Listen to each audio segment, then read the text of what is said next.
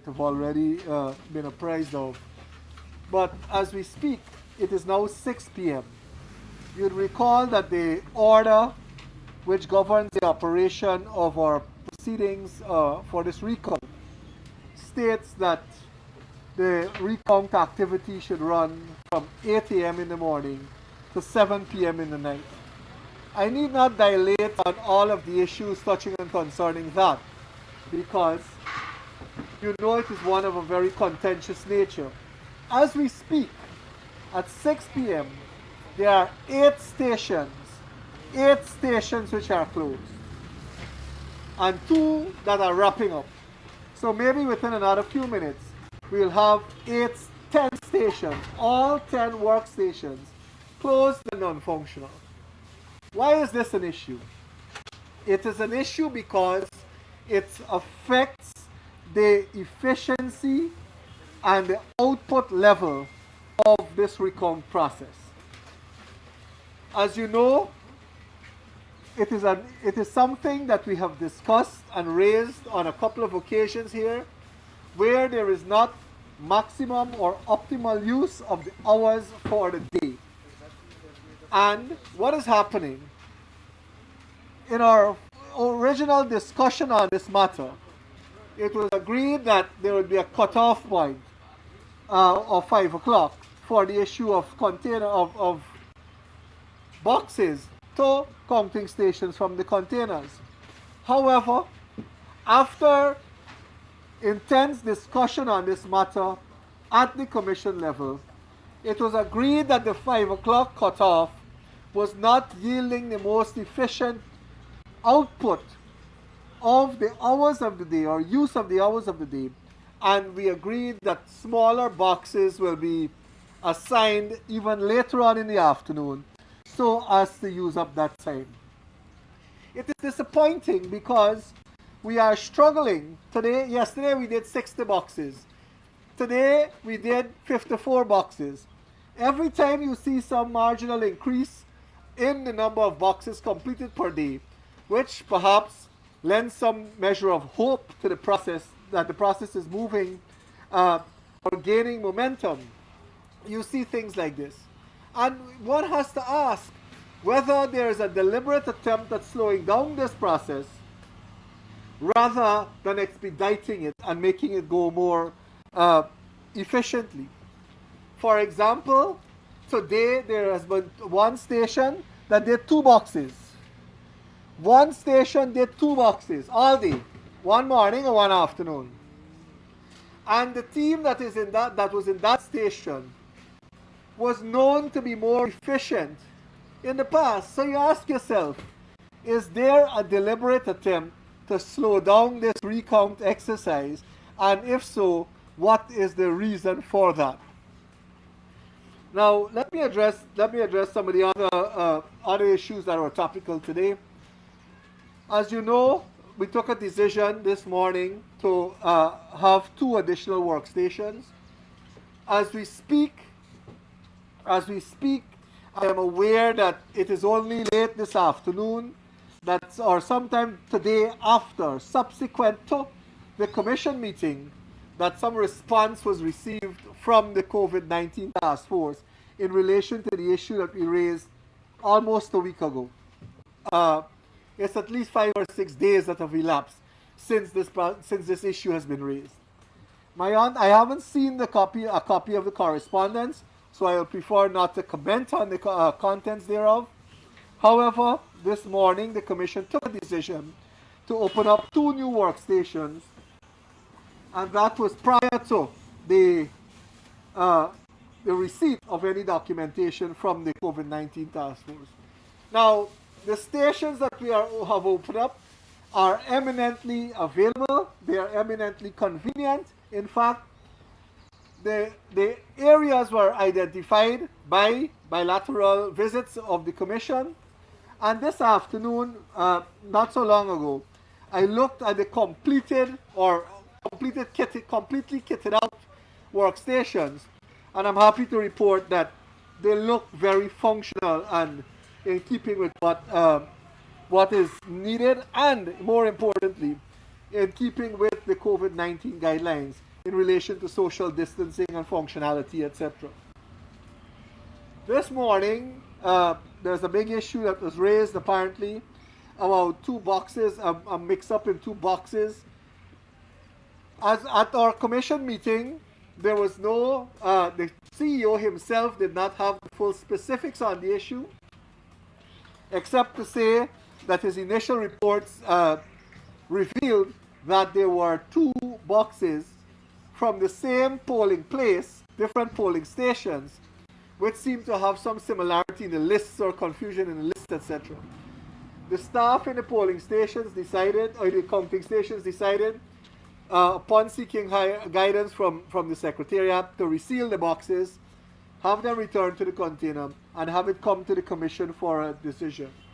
The decision we have taken is that the presiding officers who are responsible for those two polling stations will be summoned, and the recount of those two boxes will be done under a little higher level of scrutiny, perhaps, with in the presence of commissioners or members of the commission, to ensure that we see and have a proper handle as to what happened there. Outside of that, there is no further specifics which allow me to comment on that at this time. You'd recall there's been an ongoing issue about stamping of ballots, etc. And that is something that we have dealt with on the first day of this recount exercise, because it showed up as an issue. We have dealt with it in terms of the partial stamps or additional stamps, double stamps, etc. being acceptable. If there are no stamps, then as we are presently decided, no stamps renders a ballot as null, void, or rejected, perhaps. And as a consequence, that is the other issue. As you know, District 1 was declared yesterday. A certificate of the tabulated results was circulated to all of the stakeholders after it was signed off. It was verified by all of the persons present, all of the party representatives, the contents of it, and it was signed off by all of the representatives, and the copies thereof were presented to all of the representatives. So today we concluded the count, or the recount rather, of District 2, and as a consequence, that tabulation, or that completion of that tabulation exercise, as is contemplated in Section 10 of the order which governs this activity, will be done tomorrow. Insofar as it relates to the observation reports, the Section 12 of the order requires the Chief Election Officer to do a summary of those observation reports and present it to us. There is a big question as to the efficiency, the efficacy, etc. of that. But I reiterate from where I stand, no evidence has been brought to the Commission. No evidence has been brought to the Commission for its consideration in that regard. And I dare say, the Commission is not tasked with the authority to deal with or investigate those issues. So it's one thing to have no evidence presented, but then, like I said, it's not necessary because the Commission does not have the authority to deal with that. And I did indicate on the last occasion as well that the court was the place best circumstance to deal with that. Those, ladies and gentlemen, I think are the issues that I wish to raise with you this afternoon. And I will ask you if you have any questions. Commissioner Gunraj, on the setting up of the new workstation, you would have been the chairperson did decide to go ahead and set up these new workstations prior to the report. Now I ask because I'm wondering, was it mandatory waiting up on the COVID task force to set up these commissions, these other stations? Gary, you've asked me this question every day since we've been here. And I agree with that question almost wholeheartedly because Let every me put it this way then. Would you agree that the commissioners, the chairperson's action indicate that the task force requirement was necessary? when I answered that question first, I indicated that GECOM is supposed to be a democratic agency, and as a consequence, we are bound by the we are bound by the decision of the majority.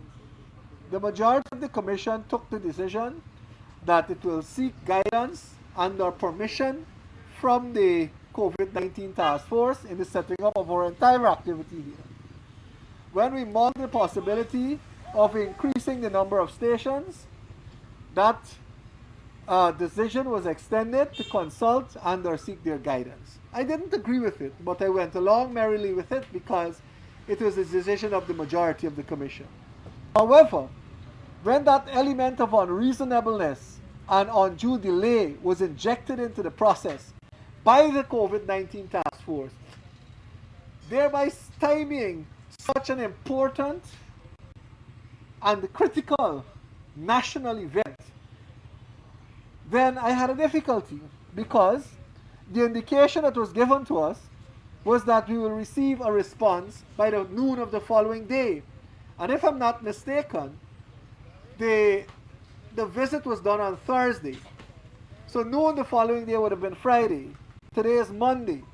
It clearly could not mean that 4 or 5 days amounts to a reasonable time when all circumstances are considered. It is not. And as a consequence, I fully support the decision of the chairman to take that step to include to approve the 2 new workstations without waiting any further. We have waited, or we had waited for quite a long time, a more than reasonable time. Commissioner Alexander earlier said that even with the 2 new workstations, he doubts that the recount process would be able to be completed within that 25 days. So I'm wondering, given this position, would GECOM now entertain additional measures, including the reduction of the time, without having to resort to the task force? I don't know that GECOM will, or what decisions, I can't predict what decisions GECOM will take, or what decisions the commission of which I'm a part will take in relation to the measures that we will implement to make maximum use of the time. But, as I've always said, there are 3 factors which will influence the overall duration: the number of hours per day, number of stations, and the time taken per box. As we have increased the number of hours per day. In relation to the time taken per box, I've commented on that this afternoon. I believe that, and we have implemented aspects that ought to increase the efficiency in dealing with the box. But in some instances, instead of expediting it, it has now, we have now seen, in my respectful view, a deliberate attempt to slow the process down. And that includes the actions we saw this afternoon in refusing to issue more boxes, because apparently there was a controversy at the containers whereby particular agents locked their locks and refused to remove them, thereby allowing more boxes to go. The commission simply cutting the That has occurred on one location. I don't know what influenced that decision or what influenced the decision this afternoon to allow the presence of those locks to stymie the work of GECOM. But like I said, it's unfortunate. At 6 o'clock, 8 of the stations were empty. And they were going there I received a report from one of the persons from one of the stations that minutes to 5, they were vamping and trying to run out the time so that that reaching hour of 5 o'clock will approach and no new box will be issued. Can we see a formal motion from you to the commission to address this issue of time? Yes. To take a firm decision. Yes, it is my intention to raise a specific issue in relation to the improved use of time, because, like I said, that is one of the critical things. So another issue that can be considered is an extension of the workday, because that, of course, will enhance the number of hours within which we work, etc. The increase in workstations, I agree. Two is a start, but two is not maximum, optimal. But let me address that issue as well in relation to the workstations. Immediately prior to coming out here, I heard it announced by the PRO that those 2 stations will be assigned, one to Region 6 and one to Region 7. Now, Region 6 commenced today because Region 2 is completed, as I said earlier. And as a consequence, those 2 stations from Region 2 will now be assigned to Region 6. And now you have an additional station being assigned to Region 6. So it means 3 stations will be assigned to Region 6 now, and then a singular station to Region 7. But the issue I have with that is that the largest region which continues to lag behind, which continues to lag behind, is that of Region 4, because as of earlier today, there were about 1,700 and something boxes remaining to be counted, because you had about 600 boxes that were counted up to that time. And for those 1,750 boxes that are remaining, in excess of 700 boxes are for Region 4. And we maintain three stations for Region 4. So you understand the inequity that is occurring there. You're opening up 6, the combined numbers of 7, 8, and 9 do not amount to 725 boxes. So practically, logistically, in terms of timeliness and everything, every circumstance points and logic points to the adoption of the new stations being assigned to Region 4 to have that simultaneity in the process be continued. But this morning, when we discussed the opening of the station, we did not make a decision on the assignment of those stations. And like I said, it is through your publicity that I learned of the assignment of those stations a moment ago. Mr. Gunraj, taking back to the COVID task force, you said you did not see the letter, but a letter was sent on the two stations. Both the PRO and Commissioner Alexander said that they cited the operation for not adhering or complying with some of the measures that were supposed to be in place, that on the day of the inspection last Thursday, they saw lots of non-compliance, and in their view too, that the center is overcrowded with the current set of congested with the current number of persons that are here on a daily basis. Your response? I have not seen that letter, and while I will try not to, while I have no reason to disbelieve your narration of its contents, I would prefer to make a more definitive response once I have that letter or I have the benefit of its contents.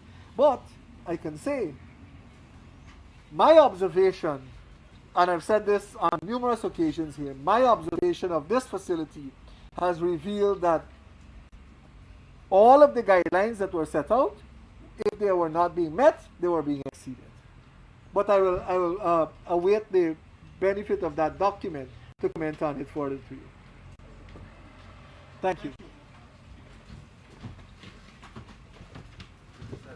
19 persons without masks.